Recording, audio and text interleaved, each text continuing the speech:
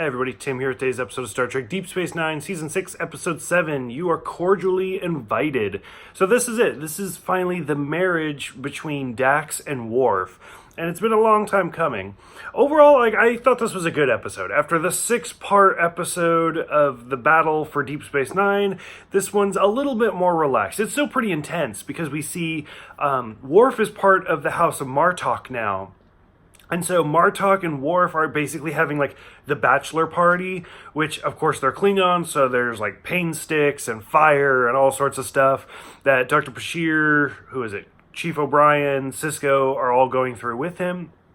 And then on the other side, Martok's wife is basically evaluating Dax, and they just hate each other because for one, she doesn't like aliens, and for two, she doesn't like Worf, and she's like, you're not honorable enough to join my house. And it's just kind of interesting to watch both sides go through their different ordeals. They say exactly how old Dax was, which I didn't write it down, but I did the math. She was born last year. So the Dax symbiote was born in our year of 2018. So that's kind of cool. In the meantime, Alexander makes his final appearance in the franchise. This is his 10th episode. I had to research that. If you go all the way back to his first episode till now, he's been in 10 episodes, and I've said it before and I'll say it again, I think Alexander could have been a really, really interesting character. I think he could have done some really good things.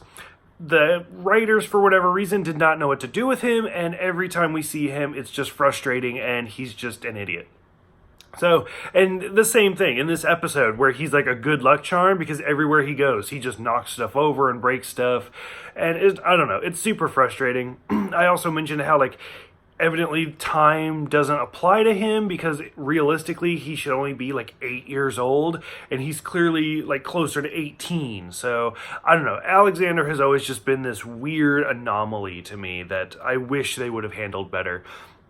As we go through the episode, we just watch all the different ordeals, and we finally get to the episode where it's almost like Data's Day, where in that episode, Chief O'Brien and Keiko call off the marriage. Okay, it's back on. No, it's off again. No, it's back on.